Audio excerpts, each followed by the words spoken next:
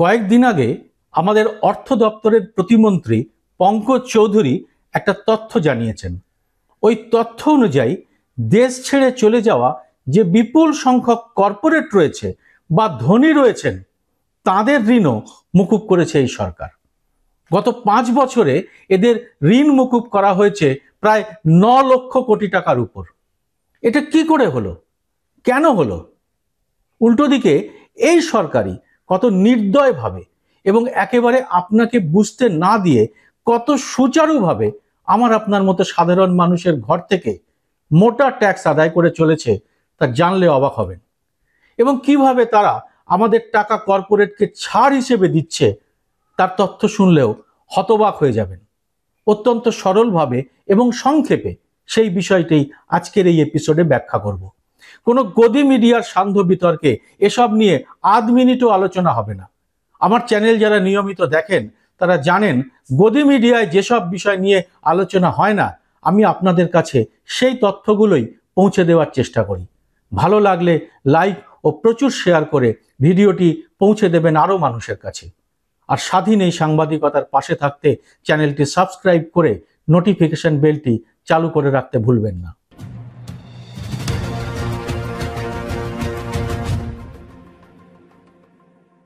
নমস্কার, সবাইকে স্বাগত। আমি সুব্রত বসু।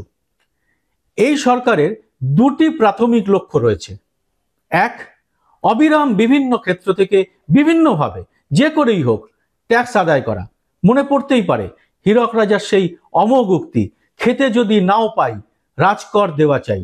আর দুই, ট্যাক্স নিয়ে যাতে খুব বেশি কেউ মাতামাতি না করেন, প্রতিবাদ না করেন, সেজন্য লাগাতার ধর্মের সুড়সুড়ি দিয়ে নজরটাকে ঘুরিয়ে দেওয়া। মানে দিনের শেষে বাড়ি ফিরে আমরা টেলিভিশনের পর্দায় দেখব ধর্ম নিয়ে নানা মাতামাতির খবর। অন্যদিকে সারাদিন কখন যে পকেট কাটা গেছে সেদিকে আমাদের নজরই পড়বে না, আর পড়ছেও না। আপনি বলতেই পারেন, ট্যাক্স ছাড়া সরকার চলবে কি করে? ঠিকই বলেছেন, সরকার সেইভাবেই বাজেট প্রস্তুত করে যেখানে একটা ট্যাক্সের ব্যাপার থাকে এবং সারা বছরের একটা টার্গেট থাকে। কিন্তু এই সরকার ট্যাক্স আদায়কে এমন একটা শিল্পের পর্যায়ে নিয়ে যেতে শুরু করেছে যেখানে দেখা যাচ্ছে বাজেটে যত লক্ষ কোটি টাকা ট্যাক্সের কথা বলা হয়েছিল, ইতিমধ্যেই তার থেকে বেশি আদায় হয়ে গেছে বা হতে চলেছে। সরকারের দৈনন্দিন যেন একটাই কাজ, কিভাবে বিভিন্ন ক্ষেত্রে কত রকম ভাবে ট্যাক্স আদায় করা যায়। এটা ভাববেন না যে সরকার ট্যাক্স আদায় করছে কর্পোরেট জগৎ থেকে বা ধনীদের কাছ থেকে। ব্যাপারটা একদমই তা নয়। আদানিদের বিমানে চড়ে নরেন্দ্র মোদী যখন ভোটের প্রচার করেছিলেন, তখনই তিনি ইঙ্গিতে বলে দিয়েছিলেন সরকারের ভালো মন্দে ইনি পাশে রয়েছেন। আর শুধু উনিই নন, ওনার মতো আরো কিছু মানুষ প্রধানমন্ত্রীর সঙ্গেই রয়েছেন। এনারাই হচ্ছেন কর্পোরেট জগৎ। তাই তাদের জন্যে হরেক ছাড়। ফলে এই সরকার যখনই নানা রকম ভাবে ট্যাক্স আদায় করতে শুরু করেছে, তখন আপনি আমি সরকারের সেই নেটওয়ার্কের মধ্যে এসে যাচ্ছি, কখনো প্রত্যক্ষভাবে, কখনো অপ্রত্যক্ষভাবে। এবার এই বিষয়টি ব্যাখ্যা করা যাক। শেষ বাজেটে আমার আপনার মতো সাধারণ মিডিল ক্লাসের ডাইরেক্ট ট্যাক্স, যাকে আমরা ইনকাম ট্যাক্স বা আয়কর বলি, তা আদায়ের লক্ষ্যমাত্রা ছিল 11,87,000 কোটি টাকা। নিজেদের এই ট্যাক্সের বাইরে আমরা কিন্তু দিয়ে থাকি সরাসরি প্রত্যক্ষভাবে বা অপ্রত্যক্ষভাবে জিএসটি, সেটা আলাদা, সে বিষয়টা পরে বলছি। বাজেটে আর একটা ট্যাক্স আছে। এই কর্পোরেট জগতের কেষ্টবিষ্টুদের জন্য এই বাজেটে ট্যাক্স ধরা হয়েছিল 10,20,000 কোটি টাকা। তফাৎটা শুধু লক্ষ্য করুন। আমাদের মতো যারা ট্যাক্স পেয়ার সাধারণ মধ্যবিত্ত, তাদের দিতে হবে 11,87,000 কোটি টাকা, মানে প্রায় 12 লক্ষ কোটি টাকা। আর কর্পোরেট যারা, অর্থাৎ যাদের কাছেই দেশের মূল সম্পত্তির 50% বেশি, তারা মিলে দেবে 10,20,000 কোটি টাকা। বাজেটের সময় এই বৈষম্য নিয়ে হইচই হয়েছিল, কিন্তু নেহাতি বেয়ারা প্রশ্ন বলে এটিকে এড়িয়ে গেছেন আমাদের অর্থমন্ত্রী নির্মলা সীতারামন। আমরা অনেকেই বুঝতেই পারিনি সরকারের সুখে দুঃখে আদানিরাই তো থাকবেন। ফলে যা কিছু সুযোগ সুবিধে তা তারা একেবারে চেটে পুটে নেবে। কর্পোরেটকে এই সরকার কিভাবে হাত উপর করে দিয়েছে এবার তার নমুনা দেখুন। এখন ডিসেম্বর মাস, এখনো ৩-৪ মাস কিন্তু আর্থিক বছর শেষ হতে বাকি। অর্থাৎ এবছর যে বাজেটে টার্গেট পেশ করা হয়েছিল তার ৮ মাস অতিক্রান্ত হয়েছে। এই ৮ মাসে কর্পোরেট ট্যাক্স আদায় হয়েছে এ পর্যন্ত ৭ থেকে ৭.৫ লক্ষ কোটি টাকা। মানে আগামী ৪ মাসে যে আরো টাকা আসবে তাতে কর্পোরেট ট্যাক্স টার্গেট অনুযায়ী ১০,২০ কোটি টাকার আশেপাশেই থাকবে। কিন্তু আমাদের মতো সাধারণ মানুষের ঘাড়ে যে ট্যাক্সের বোঝা চাপিয়েছে সরকারি বাজেট, যার পরিমাণ ওই ১১,৮৭,০০০ কোটি টাকা, এই ৮ মাসে তার মধ্যে থেকে অ্যাডভান্স ট্যাক্স হিসেবে আদায় হয়ে গিয়েছে প্রায় ১০ লক্ষ কোটি টাকা। এখনো কিন্তু ৪ মাস বাকি আছে। তাহলে এই অঙ্কটা কোথায় গিয়ে দাঁড়াবে বলতে পারেন? দুটো তুলনা করে দেখতে পারেন। এরপরে কি আর বলবেন এই দেশে ডাইরেক্ট ট্যাক্সে কাদের বাঁশ আর কাদের ছাড় দেওয়া হয়? সরল ভাষায় বলতে গেলে সরকারের কাছে আমদানির রাস্তা ৩টে ট্যাক্স। একটা আমাদের মতো সাধারণ মধ্যবিত্ত চাকরিজীবী, ছোট ব্যবসায়ী ইত্যাদির ডাইরেক্ট ট্যাক্স, যেটাকে আমরা বলি ইনকাম ট্যাক্স। দ্বিতীয়টি কর্পোরেটের জন্য কর্পোরেট ট্যাক্স, এবং আরেকটি জিএসটির মারফত মোটা একটা ট্যাক্স। এর বাইরে আছে নানা রকম সেস। রোড এবং ইনফ্রাস্ট্রাকচার খাতে মানে পরিকাঠামো খাতে সেস ইতিমধ্যেই আদায় করা হয়েছে ৪৬,৫৩০ কোটি টাকা। এটাও দিয়েছেন আপনারা। এই ৩টে ট্যাক্সের মধ্যে যা কিছু ছাড় দেওয়ার তা কিন্তু ওই কর্পোরেট জগৎকেই দেওয়া হয়। এই সরকার আসার পর কর্পোরেট জগতের কাছে একটা অত্যন্ত প্রিয় শব্দ এসেছে। শব্দটা হলো রিটন অফ।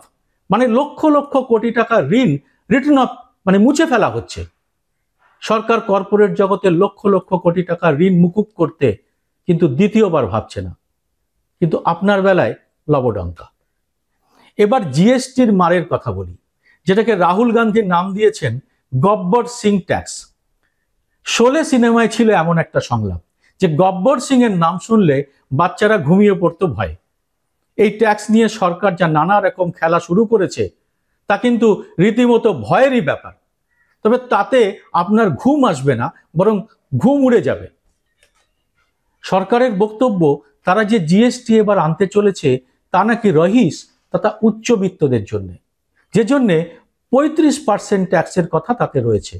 কিন্তু কৌতুকের ব্যাপার এই যে সরকার যখনই কিছু সুন্দর করে বলে তখনই থাকে কথার মারপ্যাচ, আর তার মধ্যেই থাকে এমন ফাঁদ যে ফাঁদে আপনি আমি পড়তে বাধ্য। কিন্তু সংবাদ মাধ্যমে এসব কথা আলোচনা হয় না।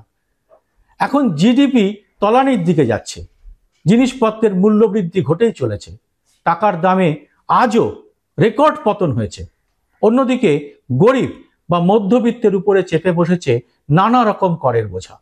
অথচ এর মধ্যেই যারা উচ্চবিত্ত তারা কিন্তু দেশ ছেড়ে চলে যাওয়ার প্রস্তুতি নিয়ে নিয়েছেন, এবং প্রতি বছর হাজার হাজার অতি ধনী পাকাপাকিভাবে বিদেশে চলে যাচ্ছেন। কেন যাচ্ছেন? না, এদেশে নাকি ট্যাক্সের মার তাদের পক্ষে বেশি পড়ছে। সংখ্যাটা কত একটু জেনে নেওয়া যাক। মোটামুটি ৬০,০০০, যাকে বলে অতি ধনী, তারা দেশ ছেড়ে চলে গিয়েছে। গত ১০ বছরে ৭০ থেকে ৮০ লক্ষ ছাত্র এই দেশ ছেড়ে বিদেশে পড়তে গেছেন। এদের পড়ার জন্য দেশে ভালো ব্যবস্থা করা যায়নি। এবছর ইতিমধ্যে ৮ লক্ষেরও বেশি ছাত্র বিদেশে চলে গেছে। সংখ্যাটা কোথায় গিয়ে দাঁড়াবে কে জানে।